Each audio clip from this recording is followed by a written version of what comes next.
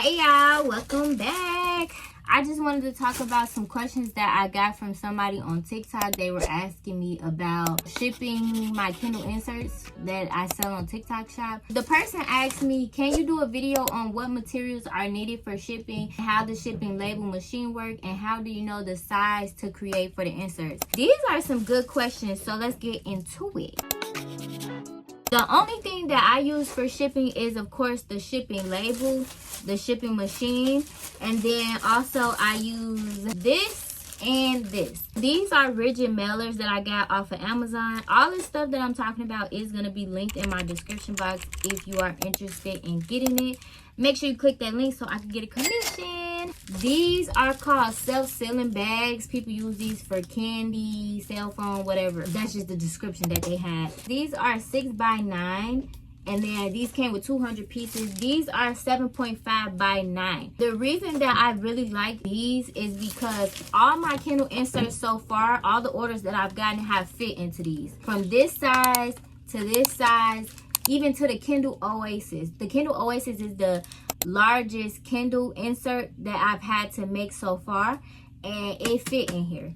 So I was so happy about that. I thought I was finna have to be buying different shipping, packaging, and all type of stuff, but I didn't. So that was good. So this is called a rigid mailer. The reason I use these is because they keep the packages, like they gonna keep it flat and they ain't gonna bend like a regular envelope, which you can use the envelope, but why not just get these? You're gonna end up spending almost the same amount anyway. So these don't really bend, they're rigid, and then the mail people, they know these shouldn't be bent because they're rigid and they flat. They're just perfect. They have different colors, but I went with black because I didn't want the package to be like, ooh, what's that? I just wanted it to get to the person, make sure it got to the person without anything. And then this is the bag that I put my stuff in just in case it might rain or anything. It has that extra layer of protection. Now, some people, they do a little bit extra. They use cardstock and put it in here with it. They use other stuff to clamp everything together. If they put in stickers in here and a thank you card, they'll use some tape to make sure everything is clamped together. Me, I'm kind of simple with it, especially as a beginner. I want to be as self-sufficient as possible and as simple as possible without making things hard for myself. So I just use this. I usually put a sticker and a thank you card. I ran out of the thank you card, so I made one, and then I just put this in there, and then I put a little sticker in there, and I just let it sit how it sit. And then I fold it. I usually fold it the other way because this is facing, I put it in backwards. But I do like that, and then I fold it. I take all the air out of it and fold it back here. And then it got the self-sealing stuff on the back. And then I just have it like that way. Most of the stuff in here is not gonna move. And then I put it right in here. I started putting it in this way because I feel like they're gonna open it up this way. So I put it in and then I fold this down, and this is self-sealing. Love it. So easy, so simple. If you want to get fancy and do extra stuff, you can. But if you're a beginner, this is the simplest, easy, most efficient way that I've found so far. The next thing that she asked was, how do the shipping label machine work? Basically, it works like a regular printer. This is the shipping label machine that I use. My mom, she's a thrifter, so she found this at the thrift store. I really didn't have to buy much to start. My mom already had this. I just had to figure out how to work it, and when I first cut it on, it still was in a box and everything, but it was giving me problems. So once I figured that out, you just plug it up here, and then this cord, it goes into the computer, and then of course you plug the other piece into the wall, and then you turn it on like this, and you hear that sound and you see the colors. It's starting up. The way you know it's ready is when it turns blue. It's blinking red because there's no paper in it. This is the label paper, and then you just put it in the back like this, and then it's gonna, let me show y'all again because I feel like, and that's how you get it out too. If you want to take it out, you press that button and it's gonna come out. So it's back blinking red. So you put it in like that. You feed it in the back, and it's gonna come through the front like that. It's gonna, I guess, calibrate itself, so now it's ready to go. So now I want to show y'all exactly how you print. But first, you see that it's blue.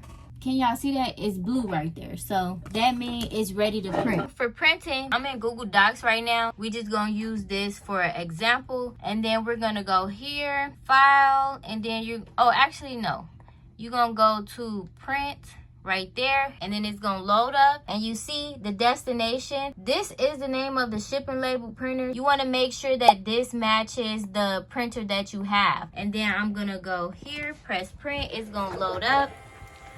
Boom, just like that. Easy. Let's do it again. So you're gonna go to print.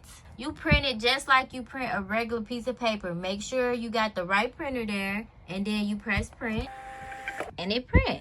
And then there go your shipping label. I love this little thing. Now, if you don't have a shipping label machine, you can use your regular printer and just cut out the paper and tape it onto the package. You don't have to have one of these if you're not ready to buy one of these. Like I said, my mom had this from the thrift store, and she had this for probably over a year now. I don't know exactly how long, but she's had it for a while, and I just started using it once I started selling on TikTok. So you don't need one of these. This don't connect to my phone. This is not Bluetooth. It's not an up-to-date, upgrade, fancy one. It connects to the computer and it get the job done. But a regular printer will also. So don't think you need to go and buy one of these. But just in case you do, and if you have trouble, you see whenever it's no paper or something's wrong, it's gonna blink red.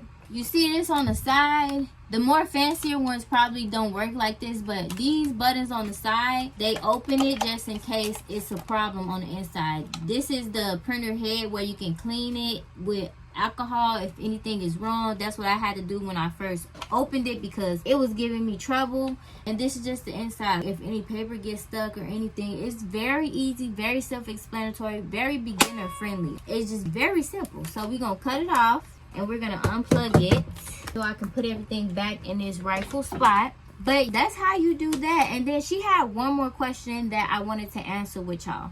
Also, I'm excited to try out making stickers on that machine. Well, not stickers because that machine don't even print in color, so never mind. But I'm excited to try out other stuff on there to see what else it could do, because all I've been doing is that. The last question that she asked me about the Kindle inserts was, how do you know what size to make the Kindle insert? And the short answer is you don't. It's really like trial and error. It's really customization. You got to figure out what size you like. The way that I know is I start off with whatever the size of the Kindle order that I have. I start off with the size of the actual Kindle to get me close enough to whatever the size insert that I like. Y'all, I just recorded. I thought I was recording and I just talked so good and I wasn't recording. I'm so upset. So my energy is a little down now. But anyway, this is a Kindle 2021 Paperwhite, and this is just a reference for me, which is why I wrote the size on the back, because I like this size. But when you cut it, you might cut a little bit more than you did the last time. Like this one, I cut a little bit more off the edge. I didn't mean to do that on purpose, but I did. This one on top won't be as snug on the sides as this one will. I like my Kindle inserts to fit snug, which is why I make them like this so that they don't move around in the case, so that you won't see any of the Kindle on the sides or at the top. That's how I like mine to fit. But also there's this one. You can see my nail right there. Some people might like their Kindle insert to fit a little bit looser. It's really trial and error. You gotta find a size that you like and stick with it. Now that I know I like this size, I make all my Kindle inserts this size, but when I go to cut it, I might cut it a little bit different. So also you wanna make sure that when you're cutting it, you cut a little bit at a time, because the golden rule, as they say, you can always take off more, but you can't add more. This one is the Kindle Basic. This is the size that I liked, which I'm using for reference. This is 4.25 by 6.18 for the Kindle Basic. I even cut off a little bit of the finger, and that wasn't on purpose, but you see that? That's cut off right there. It just depends on your preference and what you like. It's no right or wrong size for the Kindle inserts. It's all about customization. One of the things that I would recommend is, before I show you that, this is the original Kindle insert that I made. The first one that I made, the first one that I printed. Probably not the first one, but the first one that I made, and then I printed out and then cut it out, and this is how it came out. But as you can see, it's a little of the black showing right there. It's okay with me for now because this is the original. This is the blueprint. So I'm like, all right, that's cool. But when I make my Kindle inserts for my customers, you can't see none of the Kindle on the back. Now, what I would recommend, if you're unsure of how you want to make your Kindle insert, I would say you could, one, ask for your audience opinion. Ask them how they like their Kindle inserts to fit. Do they like a snug fit? Do they like a looser fit? Do they need more room by the charger port? And or two, you can let them know and put it in your description box that you made the Kindle insert so it could fit in the case snug, but they can take off some of the size if they want to. I always make mine fit snug with the thought of that in mind, that if they want to, they'll be able to cut it, or they'll reach out to me and I'll let them know that they can cut it. But I think it's a good idea to put it in your description box that if you want to cut off some of the excess size, feel free to. It's not excess, but it's room to cut. They ain't gonna be cutting off too much or nothing if they want to cut some of the sides off or whatever. They're still gonna have most of the designs, but if they feel like that they need more room right here by the charger port, then they can cut some of that off. They ain't cutting too much or nothing off. So I definitely recommend that you let your audience or your customers know that it's customizable. If they want to make the insert looser, then feel free to do that. It's no right or wrong size. Everything is customizable in your business, but I just make my Kindle inserts how I like them to fit, with the thought of I know that you can take some off if you want to. Those were some good questions that came from TikTok. I wanted to come on here on YouTube and share it with y'all just in case you're a beginner to Kindle inserts and you're selling Kindle inserts, just in case you wanted to make a Kindle insert for yourself, just in case you started selling on TikTok Shop and you needed to know about shipping, if you were interested in getting into Kindle inserts and selling them on TikTok Shop or Etsy. I just wanted to come on here and give some of my knowledge that I've learned as a beginner seller on TikTok Shop and Etsy about shipping and about the Kindle insert sizes, because when I first started, I still do consider myself a beginner, but when I first started with the first insert, I'm like, how will I ever figure out the size? There's no way for me to know exactly the size. And another thing, when I print these, I set the paper setting to letter, which is the size of a regular piece of paper, 8.5 by 10, I think it is. So make sure you have your settings when you print it to letter, unless you have the exact size paper. If you got 4.25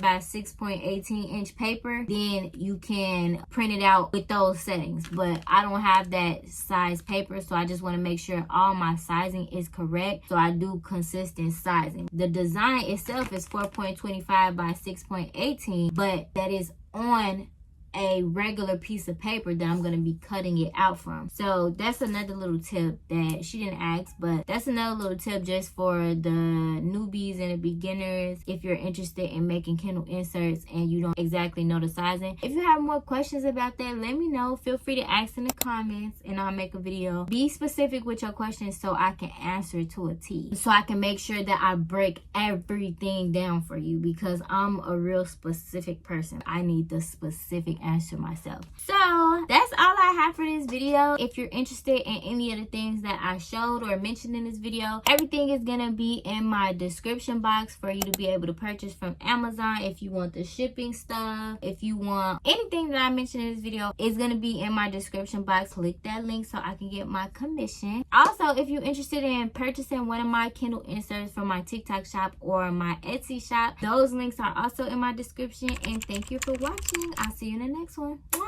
Bye.